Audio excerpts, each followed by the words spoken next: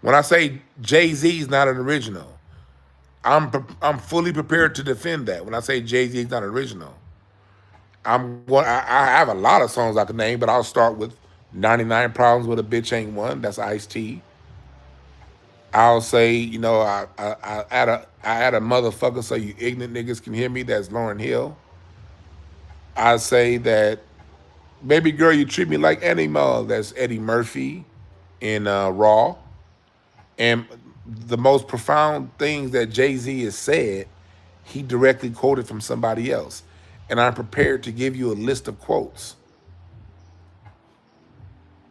I'm prepared to say he was around in 91. Big Daddy Kane was trying to get Jay-Z signed in 1990, in 1991, in 1992. Yeah, excuse me, miss, that's Luther Vandross. But Jay-Z was around in 1991, 92. Big Daddy Kane couldn't get the nigga signed. Then he started dressing like Kane. His name, Jay-Z, a flip of his homeboy Jaz-O. I mean, there's absolutely nothing original about him. Nothing. So when I say Jay-Z's not an original, I got a mountain of evidence to back what I have to say.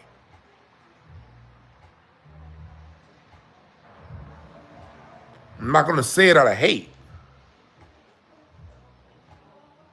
There's nothing original about Jay-Z, and here's a book of reasons why. And if you ain't got a book of reasons to explain, you shouldn't have to research. If you make a statement, you should make that statement already having your research done. You've already done the homework. I'm making this statement because I can prove it now, not tomorrow, now. That's intelligence.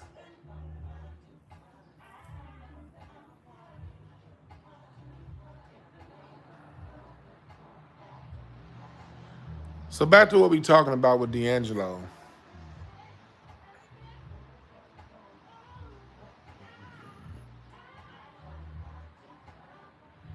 D'Angelo is a complete. Was he inspired? He's an original, but was he inspired? Yes. D'Angelo was obviously inspired by Prince. But guess what? If you go back and listen to early Prince, you know what you hear? James Brown vocally and Muddy Waters on the guitar. And a lot of Jimi Hendrix. A lot of Hendrix. You hear a lot of Hendrix through Prince. But when you listen to Hendrix, you know what you hear through Hendrix? You hear Muddy Waters, Howlin' Wolf, Albert King. And if you know Albert King's guitar play, if you know Muddy Waters' guitar play, you hear it in Jimi Hendrix. Jimi Hendrix just played what Muddy played with a lot of amp. And early Prince sounded a lot like Jimmy and a lot like James Brown. Everybody starts off with inspiration from those, and you're usually going to find that on the first album or two. And then by the time Prince got to Purple Rain, he was no longer sounding like James Brown and Jimi Hendrix. By the time he got there, he was originally completely Prince.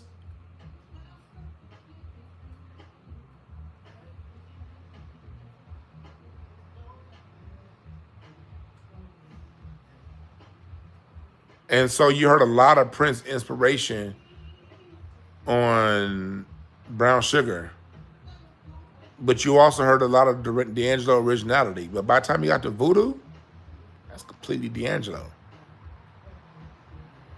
Remember, there's 3 steps to creation: imitation, synthesization. I don't know how to say it. Then innovation. First you imitate. Kobe Bryant came in looking a lot like Michael Jordan, tongue out and all that shit. And then you synthesize. You take what you learned and you add your original element to it. And that's what you saw that first Laker championship with Kobe. And then you come to innovation. By 2001, 2002, Kobe was on to something completely different. He had passed his imitation of Jordan and started innovating his own game. D'Angelo went past sounding like Prince to by the time you get to Voodoo and Black Messiah, he's onto his own innovation. Everybody imitates. You don't become an original without imitating. The problem is, where we are right now, people don't get to the second step, and that's synthesization. Synthesization. I just can't pronounce that right. I sound like, yeah, I sound like Carcino fucking up pronunciation of words. Yeah, Larry Graham was a Prince influence, yeah. You imitate first, and then you synthesize. You add your sauce to what you're imitating. In the third step, you innovate, and that's when you create new. Creation is the third step. And that's where we're geniuses, black people. But the industry basically stops people at step one, imitation. They don't even let them get to step two.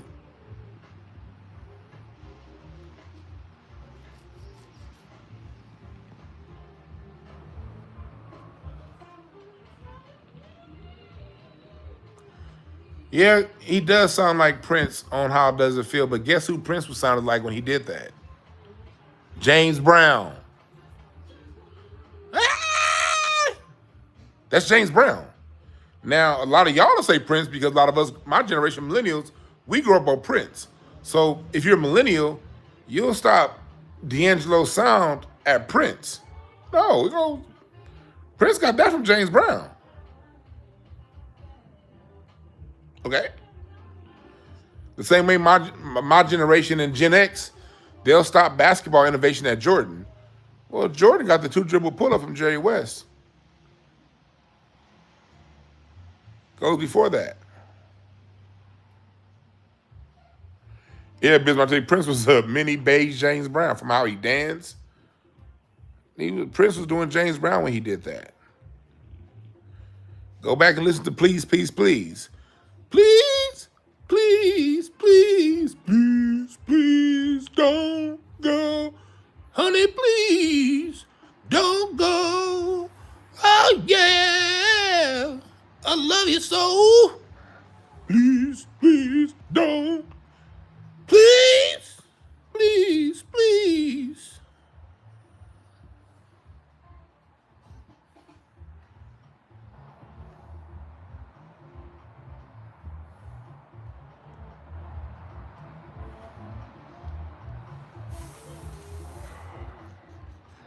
Yeah, the innovators are hard to control. Moderators, anybody coming in with corny jokes, I'm in tying that person out for 86K seconds. Anybody coming in saying some dumb shit with corny jokes, 86,000 seconds they add. 86 of them. Yeah, the same way Prince did the James Brown splits on stage, right? Michael Jackson, James Brown.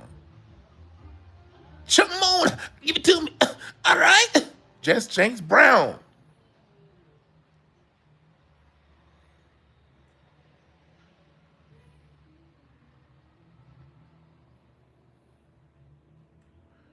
And you know where James Brown got a lot of his shit from, according to James Brown?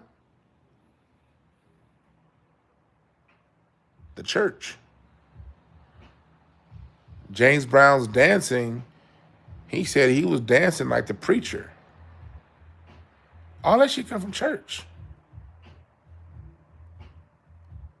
James Brown got it from the church.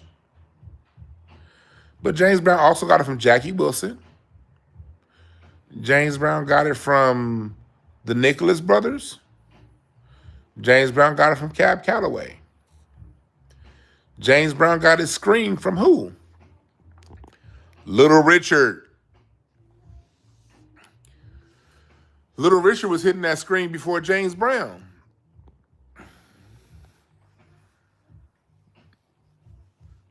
Little Richard also got it from the church.